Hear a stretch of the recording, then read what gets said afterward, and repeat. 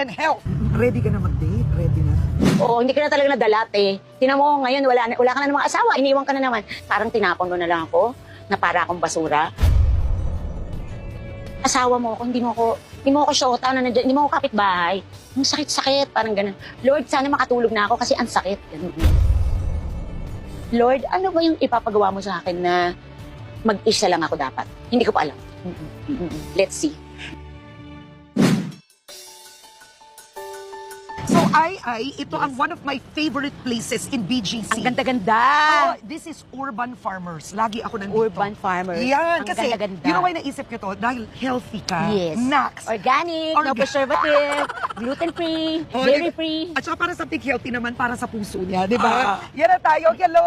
Hello. Ay, so welcome the Hi. ko. This is Ai. Hello. Nice to meet Yan. you. So- Dinala ko siya dito talaga kasi nagbagong buhay na to. Talaga? Both in love and health. And this will make you 10 stronger. years na. Oo, Yes, di ba? This will make you stronger. So healthy food yung nandito. Yes. No chemicals. Everything is natural. Oh, so we're growing that's a lot right. of things. We're mixing our own soil para alam po talaga natin kung ano yung nasa soil. Yes, at marami. Alam natin kasi you are what you eat. Yes, you Tulad are din what ng you halaman, eat. di ba? Tandaan ko yan, dear. You are what you eat. Pag malinis ka, malinis ka. Exactly. Ang gagawin po natin while we're going around, you can sample, you can taste. Yes. So, Lettuce. Yes, may lettuce tayo. Lettuce ba to? Yes, we also have arugula. Arugula. Arugula natin. Eto, gusto ko, ano to nga to? Yes, that's one of the different kinds of lettuce that Yeah. we have. Mga curly leaf lettuce yan. Curly leaf. So yan, actually yung mga pinipili namin na lettuce, perfect for the urban environment Yeah. talaga. So loose leaf Gusto ko lettuce pala yan. siya. Yes, ito. Ano So, yan? it's a kind of Lettuce. lettuce. So ito po, Ang galing. pwede natin i-harvest. Ito, papakita ko po sa Paano inyo. mag-harvest? So get a tool.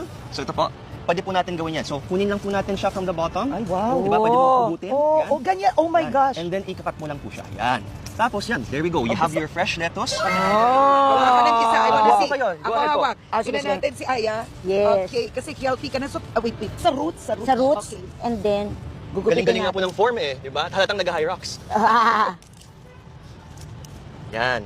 Tapos you can pick it up, yes. Yan. Yay! Anong klaseng lettuce ito? Ba't iba itsura Ang niya? galing. So, sumac. sumac. Parang romaine siya na different variety. Oh, romaine. Pwede na ba ito kainin na? Yes, as soon as you can pick it, it's very it's very Yeah. fresh, pwede mo siyang In makain. fairness, ha? Yun yung kunin natin yung Miss Karen. Isa, yan. So yung ginagawa sa mga root niyan, pwede namin i-compost yan. Wow. Oh, kasi hindi po namin pinapa-flower yan eh, kasi magpapait na po siya.